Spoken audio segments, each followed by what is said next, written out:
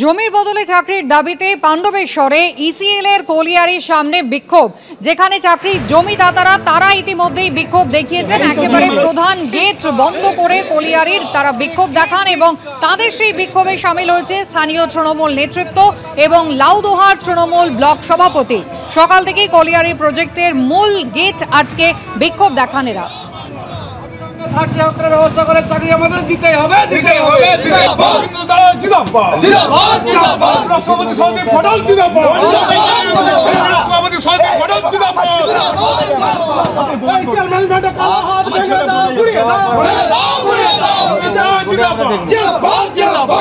এখানে 22 জন মতো আছে। এখানে জমি আমাদের 18তে সিভেক্ট হয়ে গেছে এই জমিগুলো। তারপর থেকে আমরা ফাইল জমা করেছি।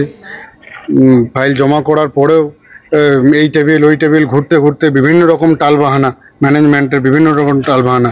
আজ এই পেপারস লাগবে, কাল ওই পেপারস লাগবে, কালকে পেরোল আসবে, কালকে ওই অ্যাপ্রুভেল আসবে, এই করতে করতে 2025-এ এসে দাঁড়িয়েছি আমরা। আজকে যে জমিগুলো আমাদের কাছ থেকে নিয়েছে সেই জমিগুলোতে না আমাদের চাষ হচ্ছে, না আমাদের চাকরি হচ্ছে। এমত অবস্থায় আমরা পড়ে আছি এখানটাতে।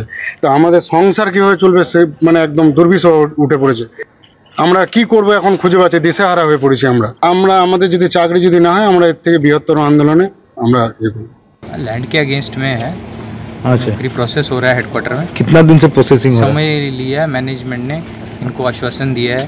मतलब उसी जो पहले बात हुई थी उसी चर्चा पे सब लोग अपना डिसीजन लेंगे। इसीलिए अभी जो है सर ने भी बोला है कि हेडक्वार्टर में प्रोसेसिंग चल रही है और इन लोगों को जल्दी से जल्दी दिया जाएगा, बस यही बोलना चाहिए।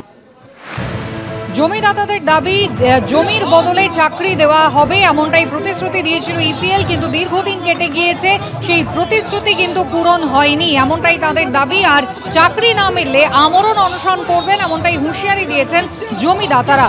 যদিও ইতিমধ্যেই তৃণমূল কংগ্রেস এই অচলাবস্থার জন্য কেন্দ্রীয় সরকারকে দায়ী করছে, যদিও বিজেপি পাল্টা বলছে জমিদাতাদের আজ এই অবস্থার জন্য দায়ী শাসক দল তৃণমূল কংগ্রেস।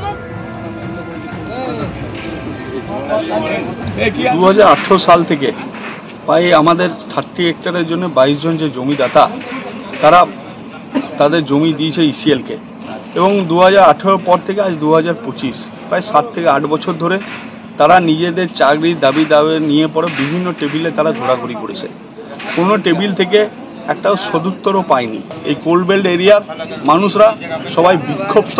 এইভাবে ইসিএল বলুন বা কেন্দ্রীয় সরকার চাইছে যে বেকারত্বের হারকে না কমানোর জায়গায় বেকারত্বের হারকে বেশি বাড়িয়ে রাখার চেষ্টা করছে, এবং তারা বারবার বিভিন্ন এদের জমি থেকে কয়লা তুলে এক্সট্রাকশন করে পরে তারা নিজেদের প্রোডাকশনকে অ্যাচিভ করে নিচ্ছে, বরং তাদেরকে চাকরি দেওয়ার জায়গা থেকে ব্যর্থতা প্রমাণিত করেছে।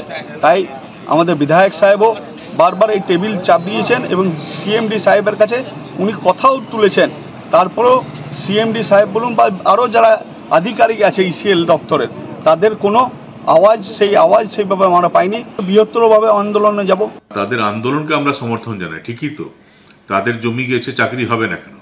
কিন্তু তৃণমূল কংগ্রেস এখানে কি করছে? তাদের এই অবস্থার জন্য তো তৃণমূল কংগ্রেস দায়ী।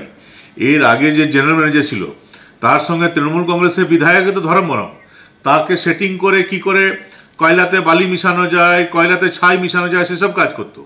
আর এখনও তৃণমূল কংগ্রেস এই কারণে ঢুকেছে যাতে যে জিএম এর উপর প্রেসার ক্রিয়েট করে সেখান থেকে কয়লা চুরি করা যায়, বালি চুরি করা যায়, এইসব কাজের জন্য ঢুকেছে। গ্রামবাসীদের সমস্যা নিয়ে তৃণমূল কংগ্রেসের কোনো মাথা ব্যথা নেই, এবং গ্রামবাসীরা নিজেরা আন্দোলন করলে বেটার আন্দোলন হবে।